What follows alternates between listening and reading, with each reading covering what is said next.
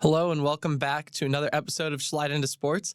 Today we're going to slide into the postseason by talking about conference championship matchup predictions, the game, and what factors had the most impact.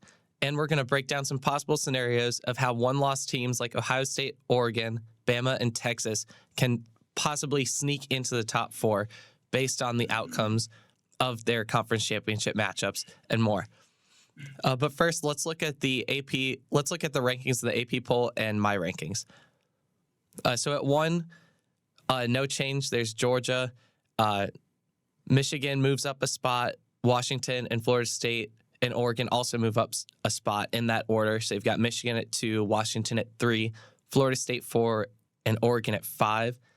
After Michigan beat Ohio State falls down to 6. And they stay above Texas and Bama, who stay at their 7 and 8 spots. Missouri, Penn State, Ole Miss, Oklahoma, and LSU, in that order, take the 9 through 13 spots. They all move up 1 spot from last week. Arizona moves up 2 spots into the 14 spots, jumping over Louisville, who sits at the 15 spot after losing to Kentucky. Notre Dame and Tulane move up a spot from last week at 16 and 17. Iowa and Oklahoma State move up 2 spots to sit at 18 and 19. Liberty moves up 2 spots as well. They start off at number 20. NC State makes their first appearance in a while in the top 25 at 21. Oregon State moves down 6 spots after their loss against Oregon, and they sit at 22. Toledo sits at number 23, just like last week. JMU also stays in the same spot at 24. And SMU moves into the rankings for the first time this year in the final spot. And for my rankings, I have Michigan at 1, and there are a few logical reasons for this. 1, they won the game, which is the toughest game to win, arguably. Secondly, after that win, they go play Iowa for the conference championship, which they will win. I don't think that Iowa really has any chance against Michigan. So they're the only team, in my opinion, that has a solid lock on their playoff spot. They're the only team that's going to be safe from all, like, no matter what scenarios play out. They're the only team that's going to be a sure thing for the playoffs at this moment. And lastly, throughout this year, they have overcome a lot of adversity with all the negative press they face and not being able to have their head coach at certain points of the regular season. I think if I'm remembering correctly, I think it's 6 regular season games because there was either a 2 or 3 game suspension at the beginning of the year. And then there's also the most recent 3-game suspension, which ended last weekend against Ohio State. So they'll have Jim Harbaugh will be back with Michigan for the playoff games. And I think conference as well, because conference is not a part of regular season. The conference championship is not part of regular season. At 2, I have Georgia. They, in my opinion, could very well get knocked out of the top 4 if they lose to a one-loss Bama team. So they're not, in my opinion, they're not guaranteed a playoff spot right now, which is a little scary for the 2-time defending champs at this point. I have Florida State at 3 because they played a tough game against Florida at Florida, and they won. That Florida game is always kind of a sneaky game, especially at the Swamp. Like, it's always a sneakily tough game. They started off slow, but, I mean, that's what happens when you have a backup quarterback, and it was his first ever game. It was his first start in college football. So, I mean, they were bound to start off slow. But once they found their rhythm, Florida State looked really, really good, and I liked the way they were playing. Their defense also looked absolutely amazing. They just completely shut down Florida in the second half of the game. I have Texas at 4. They looked really good against Texas Tech. Arch got his first start with that, the future of Texas looks really good, even if Texas doesn't happen to make it into the top 4 to have a run at the championship. Texas needs Bama to win, though, I think, to have the best chance of making the top 4. because of that head-to-head matchup with Bama at the start of the year. Washington, I have them at 5. They won, but it was a little too close for my liking, especially with the rematch against Oregon coming up. I don't think they're going to make the playoffs if Oregon beats them just in the Pac-12 championship, just because they beat them earlier this year, and it'll make that win against Oregon not look as good because they beat Oregon at home. So if Oregon beats them at a neutral site, then that's not going to look good for Washington. I have Oregon at 6 to respect the head-to-head matchup win Washington had against Oregon, but I think Oregon behind Texas has the best shot at being a one-loss team that could sneak in to the top 4, depending on how things shake out. I have Bama at 7 because they had a close game against Auburn that came down to the last seconds. If Bama wants to make the playoffs, they need to beat Georgia, and they will also need Florida State to lose to Louisville and Washington to lose to Oregon. Their chances to make the top 4 are a little slim, but not as slim as my number 8 seed, the Ohio State Buckeyes. Even with the loss to Michigan, because Michigan's a top 3 team and was a top 3 team when they faced off. Their path is very slim. I mean, it's possible, but they're going to be relying on a lot of things to go certain ways for the other team's games. And Ohio State also is not going to be playing in a conference championship game. So they're really relying on what happens in those conference championships to determine the outcome of them possibly sneaking in. They need Georgia to win. I think, in my opinion, they need Georgia to win, Florida State to lose, and Washington to win if they're to have the best chance of making it into the top 4. Just because then they'll be the best looking one-loss team, and then they'll be that one-loss team that sneaks in. I have Missouri at 9 because they just absolutely crushed Arkansas and looked like they were in top form. Missouri was kind of an underdog this season, but their future looks bright. So look out for them next year as their playoff hopes at this point are shot, but they're the best looking team that is not going to be making the playoffs right now. I have Penn State at 10 after their shutout win against Michigan State.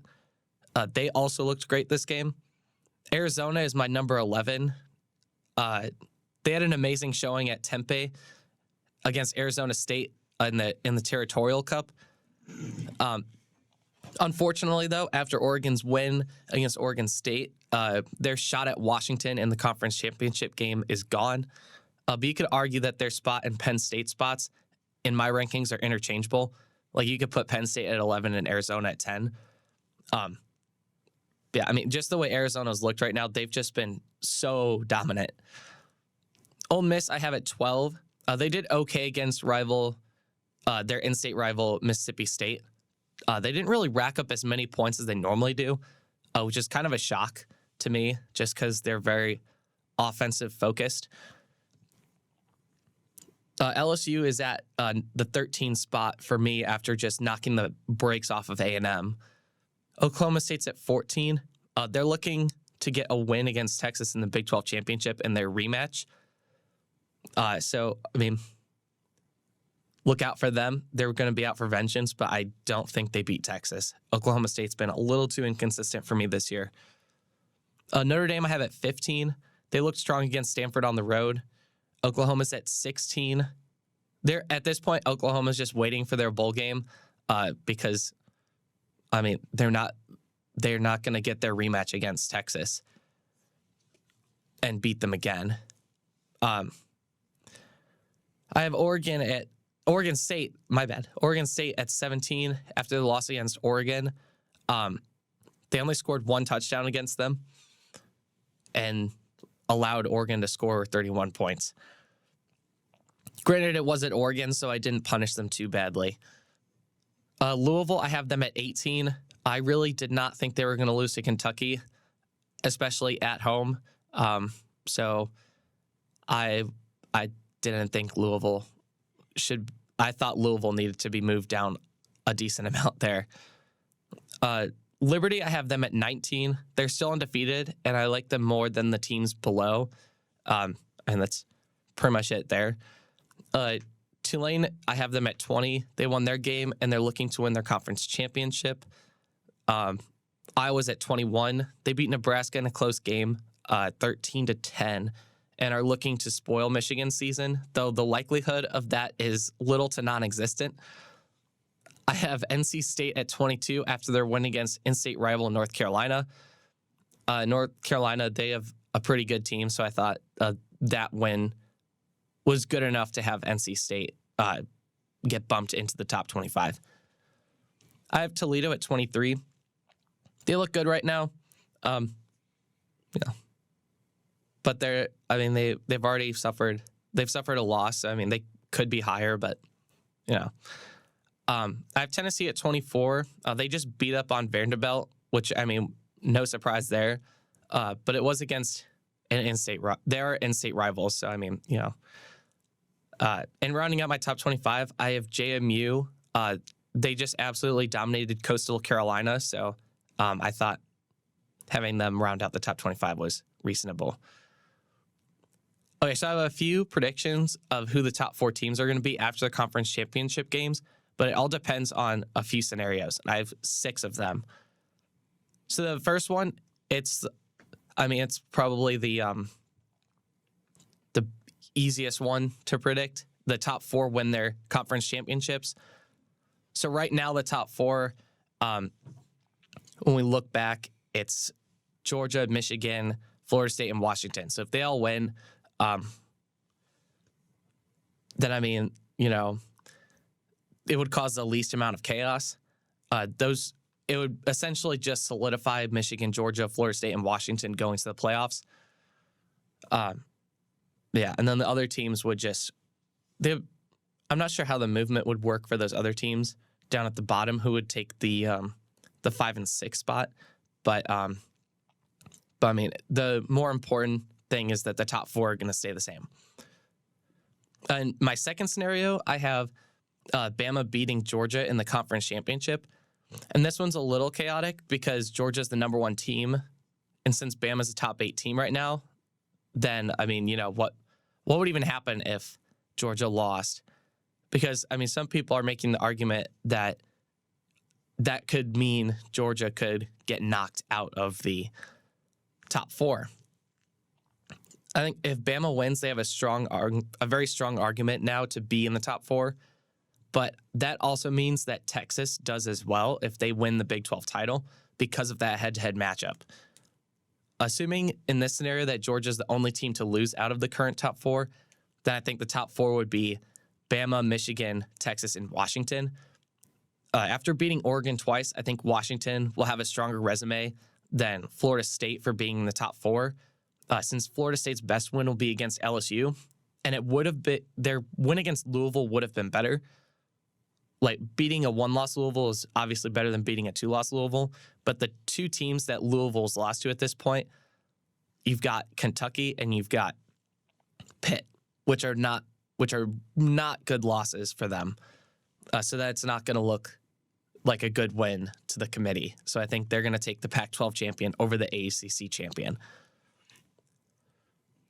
I mean, after losing to Bama, Georgia, they wouldn't have a strong enough case to make the top 4 because, I mean, you look at the Missouri matchup, they were at home.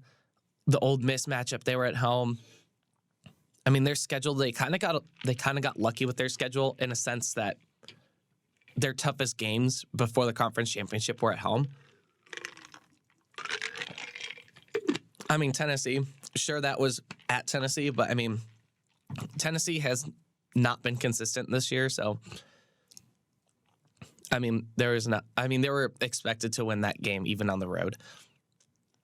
I think the team that benefits the most in this scenario is Texas, just because of that package deal. Because, I mean, if you take the SEC champion, you kind of have to take the Big 12 champion that beat the SEC champion. In the third scenario, if Oregon beats Washington, Florida State beats Louisville, Bama beats Georgia, Oklahoma State beats Texas, and Georgia beats Bama. Wait, no, that doesn't make any sense. So forget the last part. It's just Oregon beats Washington, Florida State beats Louisville, Bama beats Georgia, and Oklahoma State beats Texas. So let's assume that Michigan will win the Big Ten. I mean, we talked about how they're the only team that's guaranteed for the playoffs at this point. But if Georgia beats Bama, they're obviously going to stay in the top four. And I mean, if Texas loses the Big 12 championship, then they're not going to make it in if that happens. But if Bama does end up beating Georgia and Texas loses the Big 12 championship, they have a much better shot of getting in, even with that second loss. Though I don't think it's likely, because I know the committee does not like 2-loss teams. So honestly, I would not expect Texas to make it in this scenario. I think if Oregon wins, they'll take the 4th spot over a 2-loss Texas, a 2-loss Bama, and 1-loss Ohio State, and obviously a 1-loss Washington that they would have beaten. So for the 4th scenario, I have Washington beats Oregon, Louisville beats Florida State, Georgia beats Bama, and Texas beats Oklahoma State. So this one's a little tricky, just because if Texas is the Big 12 champion, but Bama loses to Georgia, it makes their chance of making the playoffs a lot more slim, in my opinion. But this right here, this is the Ohio State dream scenario. This is the one that they want. I think this would be the best for Ohio State to make the top 4, because you've got Oregon, who would be at 2 losses. Ohio State's 1 loss to Michigan would be better than Texas's loss to Oklahoma, and Florida State's loss to Louisville. It would be a battle between 1-loss teams' resumes, which would make the top 4 Michigan, Georgia, Washington, and Ohio State. And I mean, Oregon's loss would be equal in a way to Ohio State's, but the issue though is that Oregon would have lost twice, and Ohio State would only lose once, and they're gonna take the 1-loss team over the 2-loss team. And the loss would look worse for Oregon, just because it would be now at a neutral site. So it essentially that loss would essentially say that Washington can beat Oregon wherever, whenever. In the 5th scenario, I have Georgia losing to Bama, Washington losing to Oregon, and Florida State losing to Louisville. This would be absolutely chaotic as to who would be in the top 4 if 3 of the top 4 teams lost their conference championships.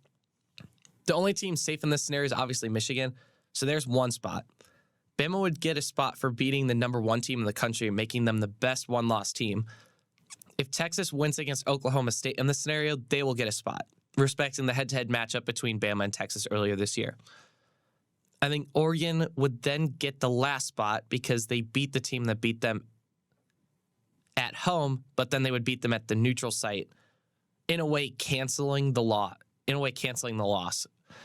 And Oregon would have lost to a top 4 opponent, while Florida State would have lost to a team that's ranked currently 15th on the AP poll, making them the worst 1-loss team out of the bunch. Ohio State would also have a better loss than Florida State at this point as well, but since they're not playing in a conference championship, they have a less likely chance of getting in over Oregon, Texas, and Bama. Because the committee, they do love their conference champions. In the last scenario, I have Georgia losing to Bama, Florida State beats Louisville, and Washington loses to Oregon. So here, let's assume that Texas wins their game and Michigan wins their game. The top spots would be Michigan, Bama, and Texas. But the question here would be who would get that 4th spot.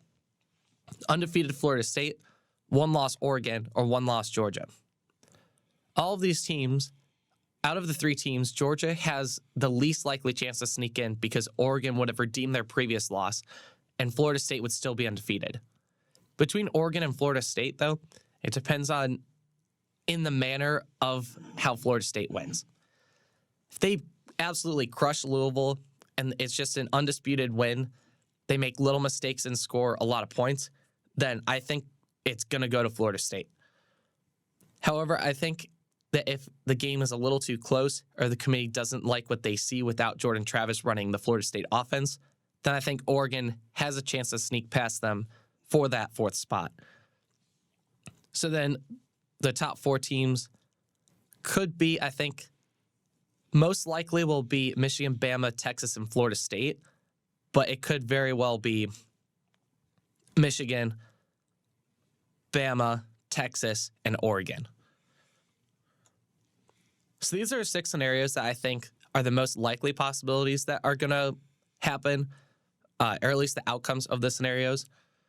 The teams that arguably have the most control over the top 8 teams' destinies are Bama and Oregon.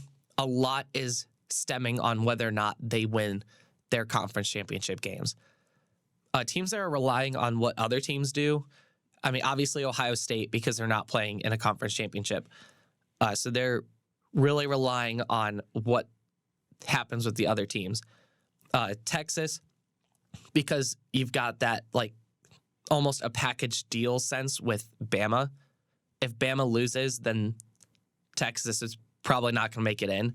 But if Bama wins, then Texas is most likely going to make it in. Then you've got Florida State and Washington. It's kind of crazy to think that another team's games outcome can determine your own destiny, especially if you're on those teams where your destiny is out of your control. Let me know what you guys think about the scenarios. What do you think is most or least likely to happen, and who your ideal top 4 are in the comments or message me on Instagram.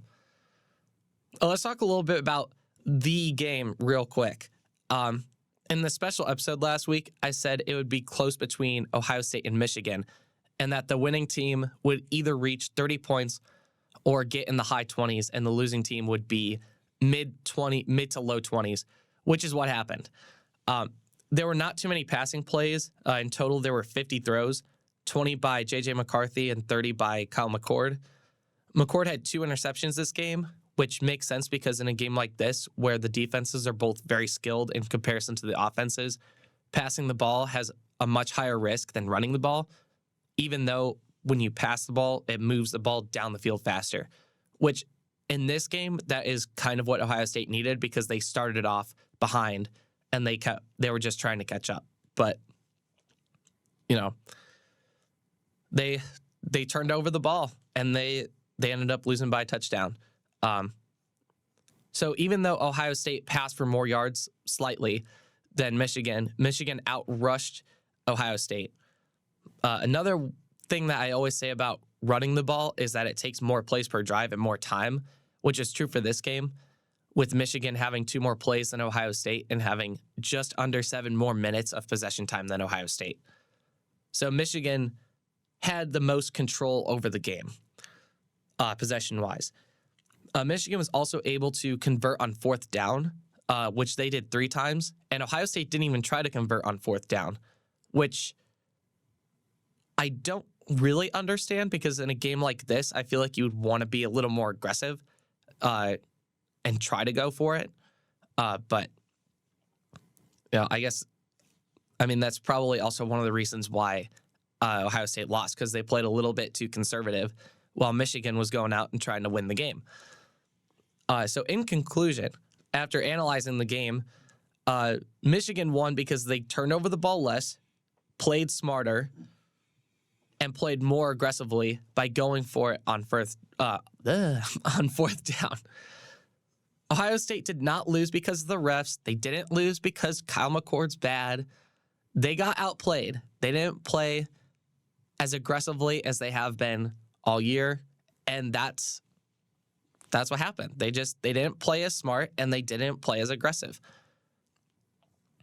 All right, let's jump into some quick pick'em predictions. So for the first game is Liberty versus New Mexico State. I'm going to take Liberty here. I like what New Mexico State has done, like towards the end of the year, kind of like what Arizona's done. Like they've been on a hot streak. But I think Liberty wins this one in a close battle. In the second game, it's Washington versus Oregon. This one's a little tricky because Oregon's been dominating their opponents, and they've been dominating ever since that loss against Washington. But Washington, no matter what the circumstances are, seems to somehow find a way to win, whether it's by like 3 points, 2 points, or 7 points. A lot of people are picking Oregon here, and I agree. Oregon looks really good right now, and they just look better and better as the weeks go on. They've got all the momentum behind them. Give me the Ducks. Game 3 is Texas versus Oklahoma State. Texas is on fire right now. They just destroyed Texas Tech, and Oklahoma has been very inconsistent this whole year. I like Washington. Texas has been able to find a way to win since their loss to Oklahoma. Texas also knows that this is a must-win game to ensure that they have the best path to the playoffs. So there's a lot at stake for the Longhorns. Give me the Longhorns. Game 4 is Miami, Ohio versus Toledo. I'm going to take Toledo in this matchup. They've been on a roll, and I think they're going to keep on rolling. Toledo also has beaten Miami, Ohio already on the road this year. So I think they win I think Toledo wins the rematch. Game 5, University Las Vegas versus Boise State. UNLV has a better overall record than Boise State, but they both are 6-2 in the conference. I think UNLV gets some vengeance after their loss against San Jose State. They're hungry for blood, and as well as a conference championship. I also like the win that UNLV had over Air Force earlier this year, and their overall record speaks to their consistency and that they know how to win. Game 6 is Bama versus Georgia.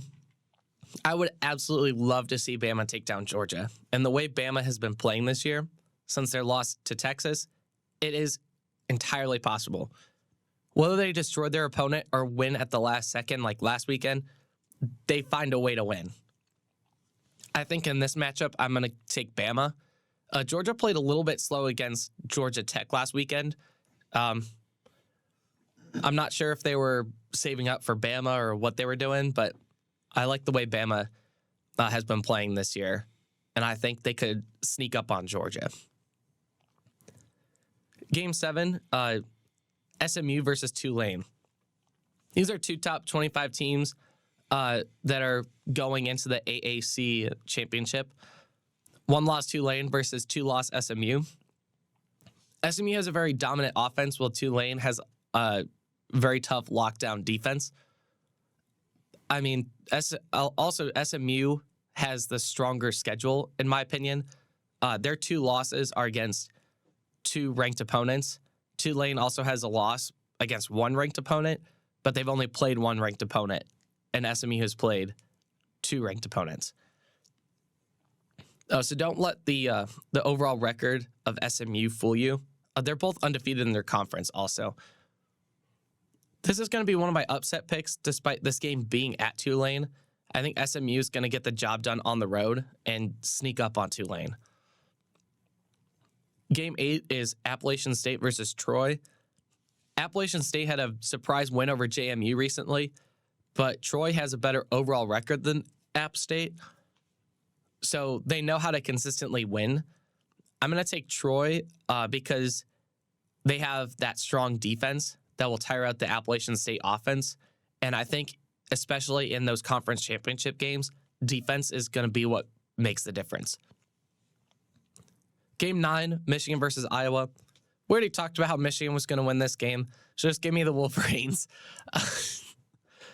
Game 10, Florida State versus Louisville. Now, Louisville has a chance to spoil Florida State's season here, and I'm sure that they are hungry for a win after last week's loss to Kentucky. However, Florida State is more than just Jordan Travis, and I think they could sneakily dominate Louisville in this game. I think people are going to overlook for Florida State because they're playing with a backup, but let's not forget that Ohio State in 2014 won the national championship with a third-string quarterback. Not a backup, but the backup's backup. So it is entirely possible that Florida State can do that same thing and sneak into the national championship and win the whole thing. It would be a huge underdog story if they made it to the playoffs and pulled out to win. I'm going to take Florida State. And even with Florida State having Jordan Travis, they have been the underdog since the beginning of the year. I mean, we look back at the first game that they played against LSU. People were saying that LSU was just going to crush Florida State. But what ended up happening was Florida State was the one that ended up doing the crushing. So don't count out the Seminoles. I think they dominate Louisville in this game. Give me Florida State. The tiebreaker for Pick'em is the total points scored in the Bama versus Georgia game. It's a little tricky because both these teams score about 30 to 35 points consistently, no matter who they play. Even when they crush their opponent, they normally score about that much. Both have great defenses, and Kirby Smart and Nick Saban used to coach with each other. So they're going to know each other's styles and how to counter each other the best. I think with that said, the offenses are both going to be the factors of this game, and both teams will just score more than 30 points. I think the winner will probably score 36 and the loser scores 33, totaling up to 69. And before you say anything, it was not intentional. It was not intentional. It just happened to work out that way. Thank you all for listening today. I hope you all enjoyed. There will not be a stream this weekend because I'm going to be in Vegas. I will be doing some streams over Christmas break, though, since we're going to be off for like 3 weeks. So I'm not going to be able to record in the studio. Dates for that are going to be determined later on. Lastly, next week is when I'm going to have a guest on with me in the next episode. We're going to be talking a little bit about swimming, the importance of winter break training leading into the back half of the season, college football predictions for the playoffs, bowl games, and more. Tune in next week to find out who. Thank you for tuning in. Schlyde out.